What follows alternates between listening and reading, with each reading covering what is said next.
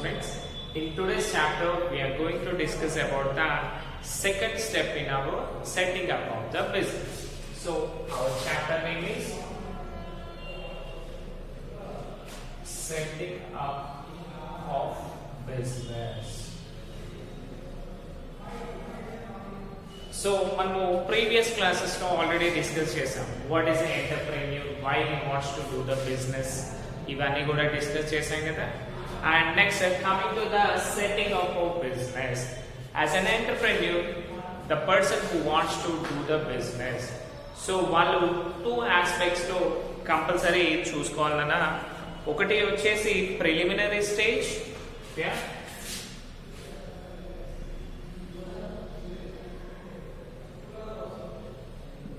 preliminary stage, second one వచ్చేసి implementation. ఓకేనా? So already మన క్లాస్ లో ప్రిలిమినరీ స్టేజ్ గురించి డిస్కస్ చేశాం కదా. అంటే what are the plans we are going to do, అంటే బిఫోర్ స్టార్టింగ్ మనం ఏం చేయాల్సి వస్తుంది అంటే ప్రాక్టికల్ గా చేసే ముందు దాని గురించి ఒక మ్యాప్ వేసుకుంటాం కదా, వాటిని మనము ప్రిలిమినరీ స్టేజ్ అంటాము. అండ్ నా వచ్చేసి ఇంప్లిమెంటేషన్, అంటే ఎగ్జాక్ట్ గా ఆ వర్క్ చేసేదాన్ని ఇంప్లిమెంటేషన్ అంటాము.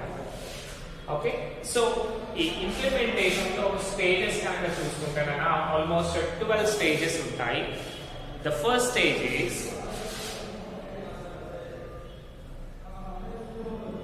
Statutory licence. అంటే ఇప్పుడు చూడండి కదా, మనం ఏ బిజినెస్ పెట్టాలి అన్నా సరే కంపల్సరీ ఏంటి, దానికి గవర్నమెంట్ నుంచి అప్రూవల్ అనేది కావాలి కదా. సో ఫస్ట్ మనం ఏం చేయాలి అంటే, బేస్డ్ ఆన్ ద థింగ్స్ మనము ఎలాంటి బిజినెస్ స్టార్ట్ చేస్తున్నాము, నెక్స్ట్ దానికి క్యాపిటల్ ఎంత కావాలి, మళ్ళీ మనము ఇంటర్నల్ గా అంటే విత్ ఇన్ ద కంట్రీ చేస్తున్నామా లేకపోతే వేరే ఫారిన్ కంట్రీస్ తో కూడా కొలాబరేట్ అవుతున్నామా.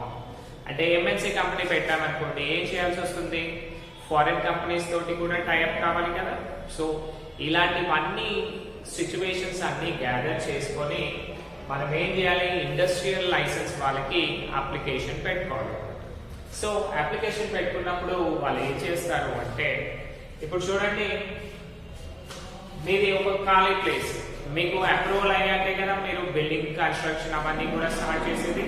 సో ఇప్పుడే ఇస్తే ఏమవుతుంది, మళ్ళీ లైసెన్స్ టైం కావడం కానీ, లేదంటే మీకు పర్మనెంట్ లైసెన్స్ ఇచ్చేసారనుకోండి, మీరు బిజినెస్ స్టార్ట్ చేయొచ్చు చేయకపోవచ్చు. అందుకని కంపెనీ వాళ్ళు ఏం చేస్తారు అంటే టెంపరరీ లైసెన్స్ ఇస్తారు. సో ఈ టెంపరరీ లైసెన్స్ నుంచి మీరు ఏం చేయొచ్చు అంటే, మీరు ఏదైతే బిజినెస్ పెట్టుకోవాలి అనుకుంటున్నారో ఆ ప్లేస్ కి వెళ్ళి మీ బిల్డింగ్స్ అవన్నీ కూడా చూసి చేసుకోవడానికి పర్మిషన్స్ ఇచ్చినట్టు. ఓకేనా? ఇప్పుడు చూడండి అన్న, ఇండస్ట్రీ అనగానే కాదు, అది ప్రిపేర్ అయ్యాక మళ్ళీ ఏం కావాలి, వాటర్ ఫెసిలిటీ కావాలి, ఆ ఎలక్ట్రిసిటీ కావాలి, ఎంప్లాయీస్ కావాలి, ఇవన్నీ చాలా ప్రాసెస్ ఉంటుంది కదా.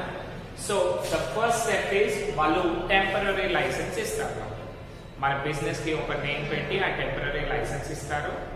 దాన్ని పే చేసుకొని మనం ఏం చేయొచ్చు, బిజినెస్ కి సంబంధించిన అన్ని కూడా వర్క్స్ స్టార్ట్ చేయొచ్చు. ఓకేనా? నెక్స్ట్ సెకండ్ వన్, పర్మిషన్ రాగానే సెకండ్ థింగ్ ఏం చేయాలి మనము, అరేంజ్మెంట్ ఆఫ్ లోన్స్.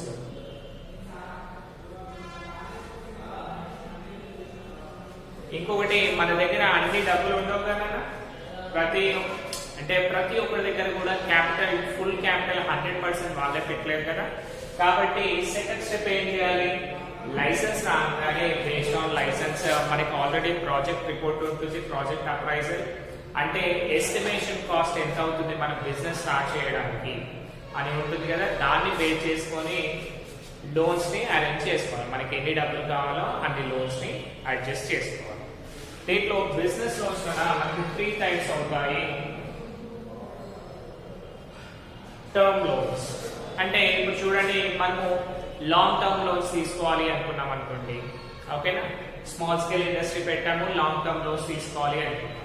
సో ఆ లాంగ్ టర్మ్ లోన్స్ అంటే 5 నుంచి 20 ఇయర్స్ వరకు తీసుకుంటాం. తీసుకొని ఏం చేస్తాము, we need to purchase fixed assets. ఓకేనా, లాంగ్ టర్మ్ లోన్స్ ఎప్పుడు కూడా ఫిక్స్డ్ అసెట్స్ పర్చేస్ చేయడానికి తీసుకుంటాం. లాంగ్ టర్మ్ లోన్స్ ఒకటి. Next bridge loans. Bridge loans అంటే ఏంటంటే ఇప్పుడు చూడండి, మీరు ఒక 100 crores అడిగారు, మీరు కంపెనీ స్టార్ట్ చేయడానికి 100 crores అడిగారు, కానీ ఇప్పుడు ఆ బిల్డింగ్ అవన్నీ కావాలి అంటే ఇప్పుడు ఇన్స్టాంట్ గా అయిపోతుందా? లేదు. మినిమం ఒక 1 to 2 years ఆఫ్ టైం పడుతుంది. ఆ ప్లాంట్ మొత్తం కూడా మ్యానుఫ్యాక్చర్ చేయాలి కదా, ఆ బిల్డింగ్ కి సంబంధించిన బిల్డింగ్ ఎక్విప్మెంట్, మెషరీ అవన్నీ ఫిక్స్ చేశాకే కదా మీరు వర్క్ చేసేది. కాబట్టి అప్పటి వరకు మీకు ఏంటి, కొంచెం కొంచెం అమౌంట్స్ అవసరం పడతాయి. సో ఈ లోన్ అమౌంట్ ఏం చేస్తారు వాళ్ళు, మీకు మెల్లిమెల్లిగా కొంచెం కొంచెం అమౌంట్ ఇస్తాము అని చెప్తారు.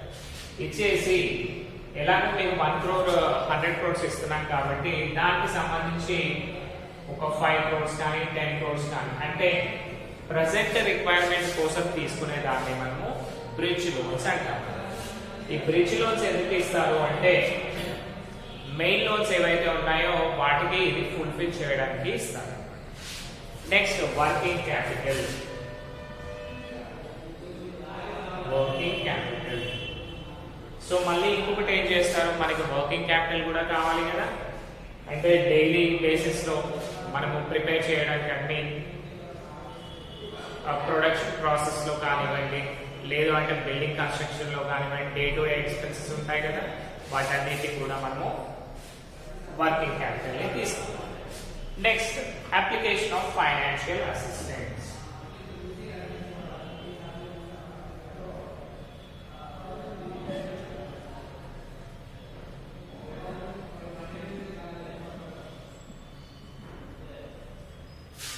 Application of financial assistance Nana. After the project is finalized, provisional registration and other formalities are completed. Entrepreneur has to submit an application finally along with the project to the institution or bank for term loans. So ఇక్కడ ఏం చేసాం, మనము ఈ loan తీసుకుందాము అని చెప్పేసి bridge loan తీసుకుందాం. Next step ఏం చేయాలన్నా, లోన్స్ లోనే మనకి టోటల్ గా ఎస్టిమేషన్ కాస్ట్ 100 crores అనుకున్నాం కదా, దీనికి సంబంధించి సార్ ఆల్రెడీ మాకు లైసెన్స్ వచ్చింది కంపెనీది అని ఆ లైసెన్స్ తీసుకెళ్ళాలి, ప్లస్ మాకు ఇంత ఎస్టిమేషన్ ప్రైస్ ఉంది, సో మాకు మీ దగ్గర నుంచి లోన్స్ కావాలి అని ఫైనాన్షియర్స్ అంటే మన బ్యాంక్స్ ఉంటాయి కదా, బ్యాంక్స్ కానివ్వండి లేదంటే private banks, government banks, any banks వెళ్ళి వాళ్ళ దగ్గర నుంచి డబ్బులు తెచ్చుకోవాలి. ఈ డబ్బులు తెచ్చుకోవడానికి మీరు ఏమేమి చేయాలన్నా అంటే కంపెనీకి సంబంధించిన ఆల్ డీటెయిల్స్ ఇవ్వాల్సి ఉంటుంది. First one project report, memorandum of associations, articles of associations and income tax returns ఏమైనా ఉంటే ఇవన్నీ కూడా వాళ్ళకి ముందే సబ్మిట్ చేయాల్సి ఉంటుంది. సబ్మిట్ చేశాక ఏమవుతుంది, ఆ బ్యాంక్ కూడా ఏం చేస్తుంది, మళ్ళీ కొన్ని డేస్ టైం పెడుతుంది, ఆ టైం లోపు డబ్బులు ఇస్తా అని చెప్తుంది. సో ఆ డబ్బులు తీసుకొని మనం ఏం చేయాలి అంటే next step building construction.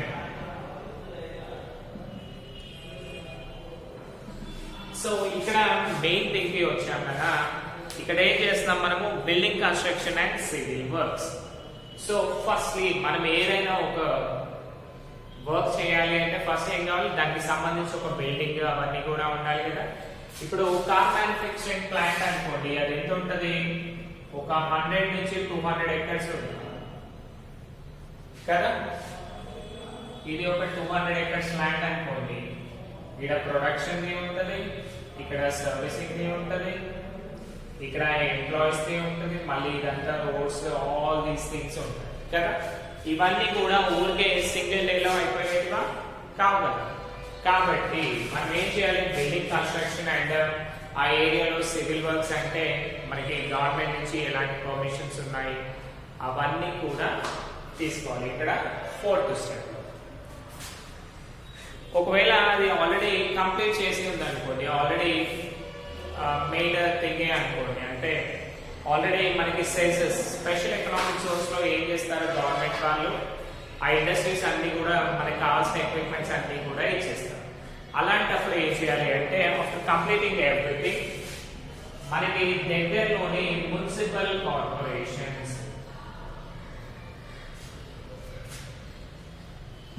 Municipal corporations లోకి వెళ్ళి దానికి సంబంధించిన క్లియరెన్స్ సర్టిఫికేట్ తీసుకురావాలి. అంటే ఆ ఏరియాలో వాటర్ ఫెసిలిటీ వస్తుందా, ఎలక్ట్రిసిటీ పవర్ ఎలాగా, అవన్నీ కూడా చూసుకునేదాన్ని మనము మున్సిపల్ దాని దగ్గరికి వెళ్ళాలి.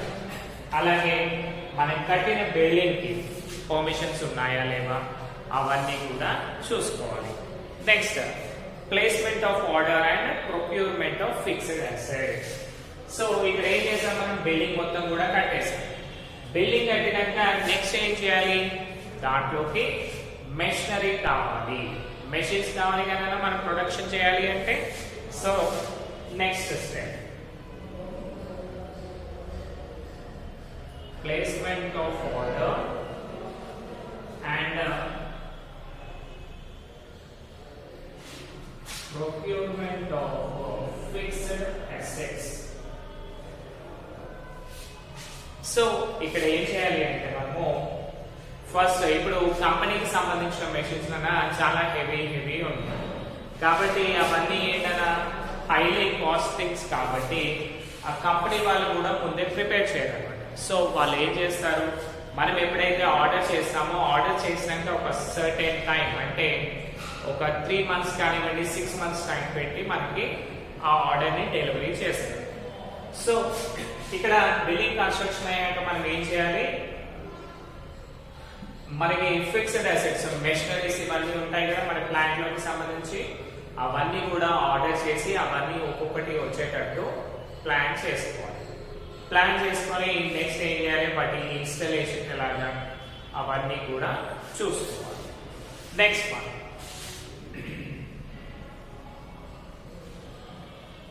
Power and water connection.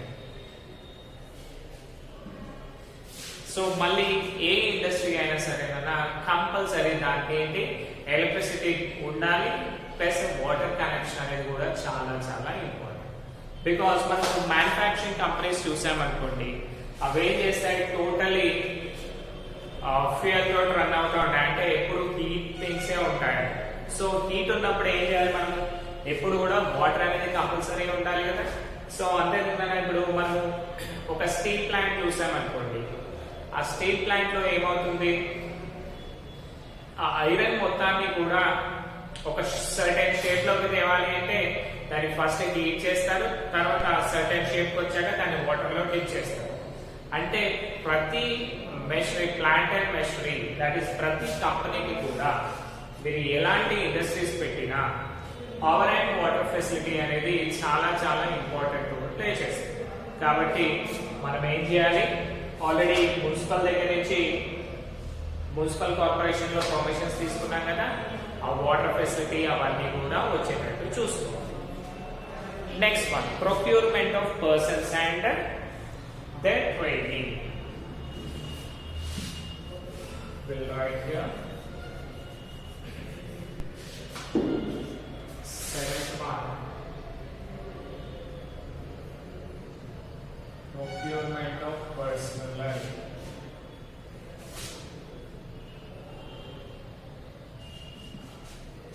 So ఇప్పుడు చూడండి, మీరు ఎంతో కష్టపడి ఎన్నో పర్మిషన్స్ తెచ్చుకొని బిజినెస్ స్టార్ట్ చేస్తారు.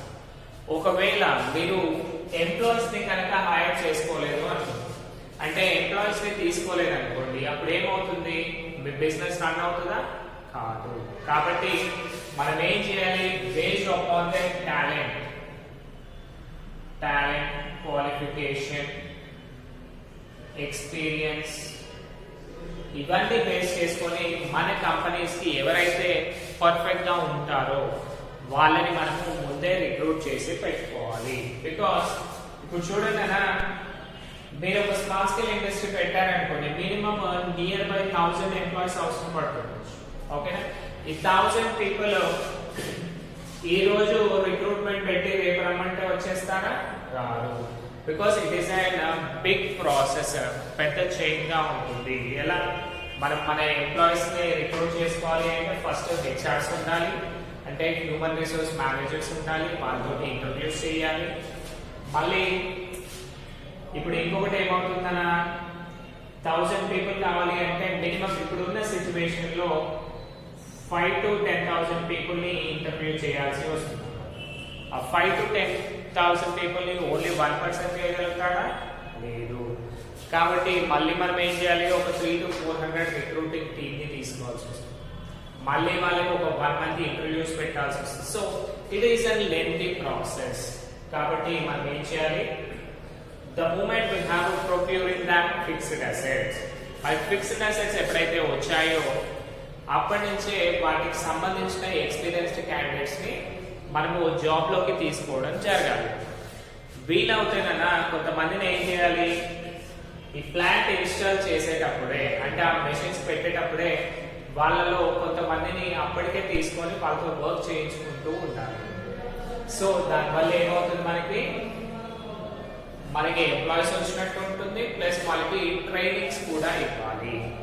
వితౌట్ ట్రైనింగ్ అనుకోండి ఏమవుతుంది? వాళ్ళు పర్ఫెక్ట్ గా చేయకపోవచ్చు. ఇప్పుడు చూడండి, టోటల్ వర్క్ ఒక కంపెనీ పర్ఫెక్ట్ గా ఉంది అంటే దానికి రీజన్ ఏంటి? అందులో ఉండే ఎంప్లాయీసే కదా. సో ఆ ఎంప్లాయీస్ ఎప్పుడు కూడా వెల్ క్వాలిఫైడ్ అండ్ ఎక్స్పీరియన్స్ ఉండేటట్టు చూసుకోవాలి. మనం ఏదైతే వర్క్ చేపిస్తున్నామో దాంట్లో పర్ఫెక్ట్ థరో నాలెడ్జ్ ఉండేటట్టు చూసుకోవాలి. అప్పుడు మాత్రమే మనం ఏం చేయొచ్చు? ఆ కంపెనీని సక్సెస్ఫుల్ గా రన్ చేయొచ్చు. ఒకవేళ వాళ్ళు ల్యాక్ ఆఫ్ నాలెడ్జ్ ఉన్నారనుకోండి ఏమవుతుంది? సమ్ అదర్ డ్యామేజెస్ అయ్యే ఛాన్సెస్ ఉంటుంది కదా. సో డ్యామేజెస్ కావచ్చు, ఎట్ ద సేమ్ టైం కంపెనీకి లాస్ వచ్చే ఛాన్సెస్ కూడా ఉంటుంది. కాబట్టి మనము ఇంకో 1-2 months లో బిజినెస్ పర్ఫెక్ట్ గా స్టార్ట్ చేస్తాము అని ఎప్పుడైతే అనిపిస్తుందో అప్పటి నుంచి మనము ఎంప్లాయీస్ ని రిక్రూట్ చేసుకోవాలి. ఓకేనా? ఎంప్లాయీస్ ని రిక్రూట్ చేసుకొని వాళ్ళతో వర్క్ చేయించడం స్టార్ట్ చేయాలి. ట్రైనింగ్స్ ఇవ్వడం, వర్క్ చేయించడం అవన్నీ చేయాలి. బికాజ్ మీరు లాస్ట్ లో నేను 1 week అయితే కంపెనీ ఓపెన్ చేస్తా అన్నప్పుడు మీరు ఇప్పుడు రిక్రూట్ చేశారనుకోండి, అందులో సగం మంది రావచ్చు, సగం మంది రాకపోవచ్చు. దానివల్ల ఏమవుతుంది? మన కంపెనీ రెప్యుటేషన్ అనేది పోయే ఛాన్సెస్ ఉంటాయి. కాబట్టి we need to have perfect knowledge about that. Next, procurement of raw materials.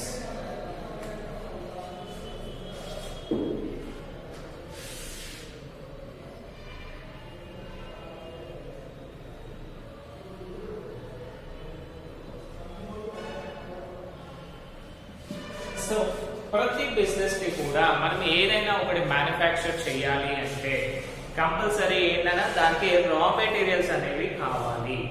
ఆ అవైలబిలిటీ ఆఫ్ రా మెటీరియల్స్ ఎక్కడ ఉన్నాయి, మళ్ళీ ఎంత టైం గ్యాప్ లో వస్తాయి, ఇవన్నీ కూడా ఉంటాయి కదా. సో అవన్నీ కూడా ఎలా అంటే మన ప్రొడక్షన్ చూసుకుంటే ఆల్మోస్ట్ 350-360 days రన్ చేస్తానే ఉంటాం కదా. మళ్ళీ ఎంప్లాయీస్ ని కూడా ఏంటి కంపల్సరీ 1 shift కంపల్సరీ ఉండేటట్టు ప్లాన్ చేసుకోవాలి. సో ఈ రా మెటీరియల్స్ లోనా టోటల్ రా మెటీరియల్స్ అయిపోయాక నేను మళ్ళీ ఆర్డర్ చేస్తా అన్నారు అనుకోండి ఏమవుతుంది? They will be some time gap.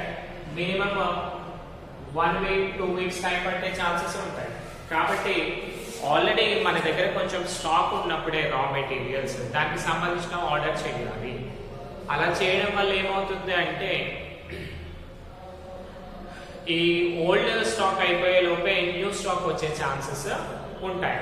దీనివల్ల మన వర్క్ ఫ్లో అనేది కూడా చాలా స్మూత్ గా రన్ అవుతా ఉంటుంది. Next, installation and commencing plant and machinery.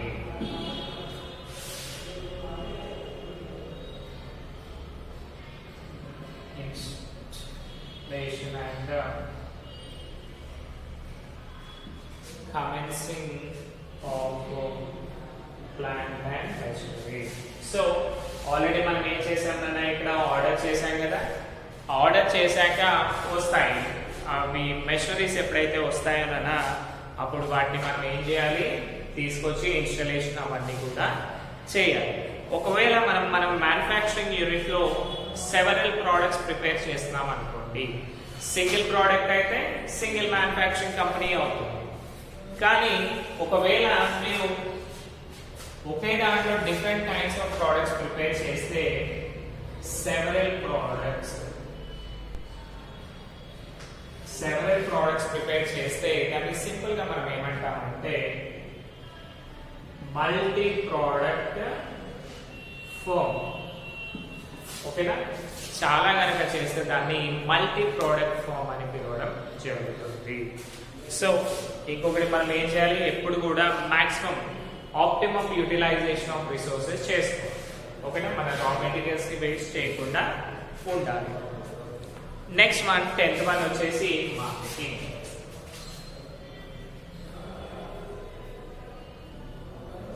So marketing అంటే ఏంటన్నా, గివింగ్ నాలెడ్జ్ టు అదర్స్, అంటే మన ప్రోడక్ట్ గురించి వేరే వాళ్ళకి చెప్పడం అండ్ మన ప్రోడక్ట్ అంటూ ఒకటి ఎగ్జిస్టెన్స్ లో ఉంది అని చెప్పేదాన్ని మనము మార్కెటింగ్ అంటాం. అంటే మన దగ్గర ఉన్న ప్రోడక్ట్స్ వేరే వాళ్ళకి కంపల్సరీ కూడా రీచ్ కావాలి. ఓకేనా, అలా అయినప్పుడు మాత్రమే మనకి ఏంటన్నా సేల్స్ అనేవి వస్తుంది. సపోజ్ మీరు ఒక క్లాత్ షాప్ పెట్టారనుకోండి, మీరు షాప్ పెట్టారు కానీ దాన్ని ఓపెన్ చేయట్లేదు, బయట మీకు షాప్ ఉంది అని కూడా చెప్పట్లేదు.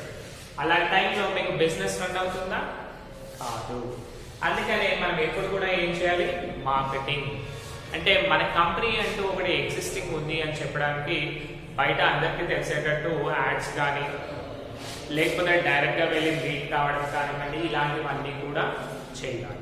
Okay, next one permanent registration.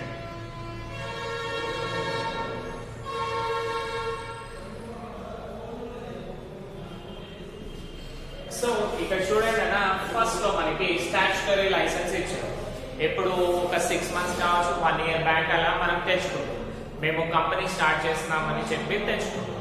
So దాన్ని బేస్ చేసుకొని ఇవన్నీ కూడా రిక్రూట్ చేసేసాం కదా. సో ఇప్పుడు ఏం చేయాలి, దాన్ని బేస్ చేసుకొని ఆల్రెడీ మన కంపెనీ టోటలీ ఎగ్జిస్ట్ అయింది, మనకి ఎంప్లాయీస్ వచ్చారు, మెషినరీ వచ్చింది, అవన్నీ ఇన్స్టాల్ చేశాను, రా మెటీరియల్స్ తెచ్చేసుకున్నాము, మార్కెటింగ్ టీమ్ వచ్చేసింది, ఇవన్నీ కూడా వచ్చేసాయి. సో ఇప్పుడు ఏంటి, మన కంపెనీ అనేది వెల్ సెటిల్డ్ కంపెనీ. అంటే ప్రతి ఒక్క ఫీచర్ కూడా మన దగ్గర ఉంది కదా. కాబట్టి ఇవన్నీ తీసుకెళ్ళి ఏం చేయాలన్నా, గవర్నమెంట్ దగ్గర ఎక్కడి నుంచి అంటే accord from district industry centres,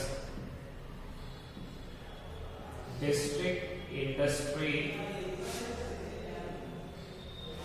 so district industry centres అని ఉంటాయి కదా, అక్కడికి వెళ్ళి మనం ఏం చేయాలి, మన కంపెనీ సార్ టోటలీ ఇది ఎస్టాబ్లిష్ అయింది అని వాళ్ళకి ఒకసారి చూపించి, వాళ్ళకి ఇంకేమైనా క్వశ్చన్స్ ఉన్నాయనుకోండి వాటన్నిటిని కూడా మనం సాల్వ్ చేసి, అంటే ఏంటంటే అంటే వాళ్ళకి కొన్ని డౌట్స్ ఉంటాయి కదా, మీరు ఎలాంటి గైడ్ లైన్స్ తీసుకున్నారు అవన్నీ అని ఉంటాయి కదా.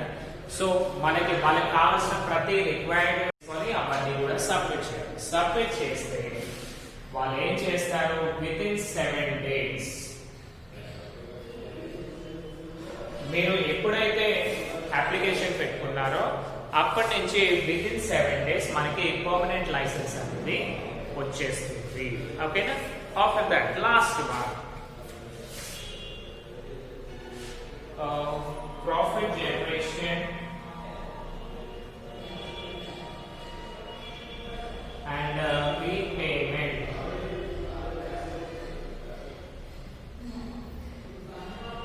Profit generation and repayment of loans.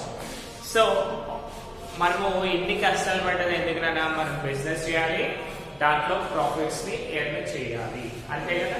So దీని నుంచి మనం ఏం చేయాలి, ఎప్పటికప్పుడు దాన్ని త్వరగా చూస్తూ మనకి ప్రాఫిట్స్ వచ్చే విధంగా మనం ప్రొడక్షన్ అండ్ మార్కెటింగ్ ని చేస్తూ ఉంటాం.